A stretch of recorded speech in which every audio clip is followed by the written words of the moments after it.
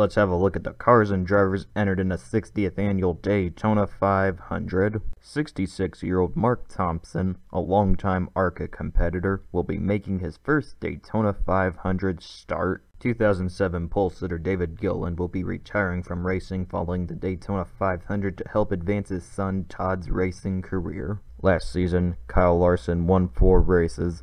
At the Daytona 500, he ran out of fuel on the last lap while leading and finished in 12th place. Aric Almirola is the newest driver at Stewart-Haas Racing and hopes to get a Daytona 500 win to go with his Firecracker 400 win from 4 years ago. Matt DiBenedetto finished 9th in the 2017 Daytona 500.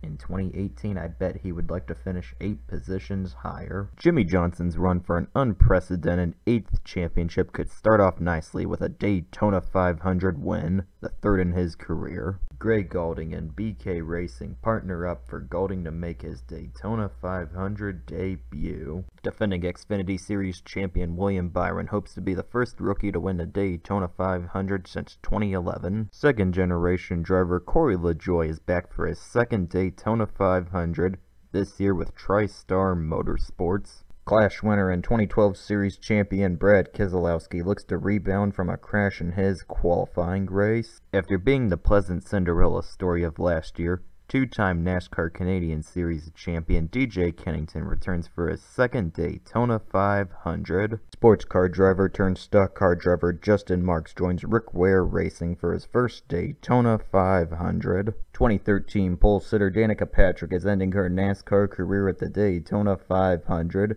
It is the first part of her Danica double, which will also include the Indianapolis 500. For the 40th consecutive year, the Earnhardt family is represented in the Daytona 500. This year, Jeffrey Earnhardt is the sole representative of the historic racing family. Casey Kahne moves to Levine Family Racing for the 2018 season.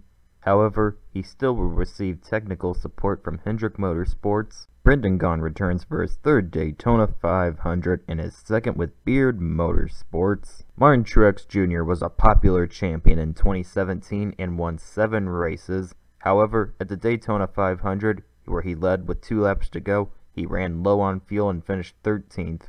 He looks to have better luck this year. Ty Dillon is starting his 4th Daytona 500 and his 2nd with Germain Racing and lucky number 13. Journeyman driver Michael McDowell, who finished 4th at the Firecracker 400 last year, is now with Front Row Motorsports for the 2018 season. The Daytona 500 could make an excellent rebound for Chris Buescher, who had a disappointing first season with JTG Doherty Racing, where he only finished 25th in points. AJ Allmendinger has a pretty good record at Daytona International Speedway. Besides winning the 2012 24 Hours of Daytona, he finished 3rd in the 2009 and 2017 Daytona 500s.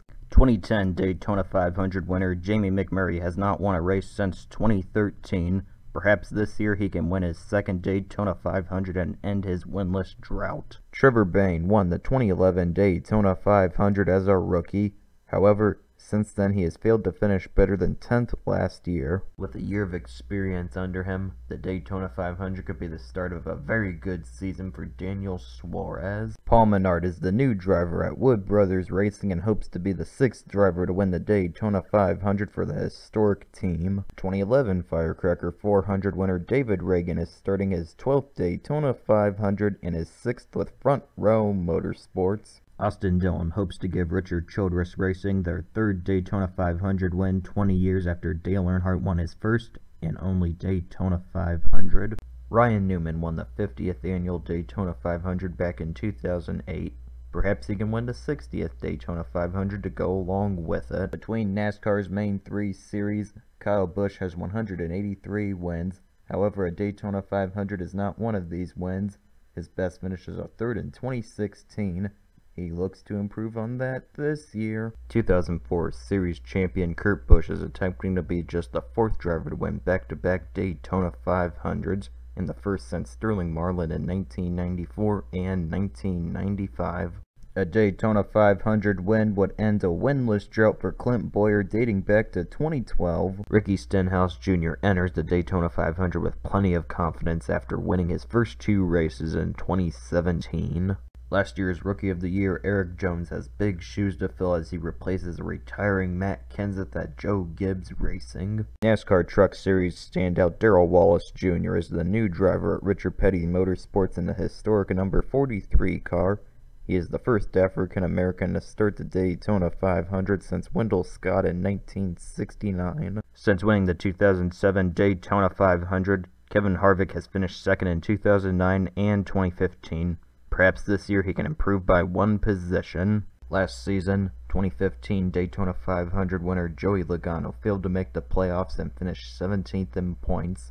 Perhaps a second Daytona 500 win can make up nicely for that. For the second consecutive year, Chase Elliott won his qualifying race. Perhaps this year he can translate it to a Daytona 500 win, which would also be his first NASCAR Cup Series win. Ryan Blaney is off to a good start with Team Penske as he won his qualifying race. For the first time in his career, 2016 winner Denny Hamlin is on the front row for the Daytona 500, rolling off second. The last time Alex Bowman was at the Daytona 500 was in 2015. That year he failed to qualify.